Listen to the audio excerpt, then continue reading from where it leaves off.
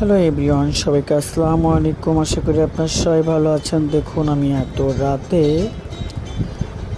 পেঁয়াজ, শুকনা মরিচ কচলিয়ে দেখুন কি বানাচ্ছি। আমি বানাচ্ছি এত রাতে আমের তেল দিয়ে আমের আচার। কি অদ্ভুত, তাই না? আমার খাবার আমার খেতে মন চাইলো, তাই আমি বানালাম। গরম ভাত দিয়ে এই ভর্তাটা খেতে খুব ভালো লাগে। কাঁচা পেঁয়াজ, শুকনা মরিচ, ধনিয়া পাতা হলে আরও ভালো হয়। আরও যদি যারা ঝাল খেতে চান তারা আরও কাঁচা মরিচ দিতে পারেন এখানে।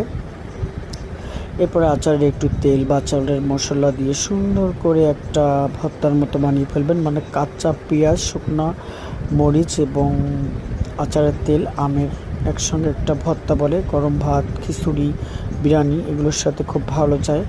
আমি দেখুন ভাত খাচ্ছি এই পেঁয়াজ দিয়ে আর আমের আচার দিয়ে। এই হচ্ছে আমার রাতের খাবার।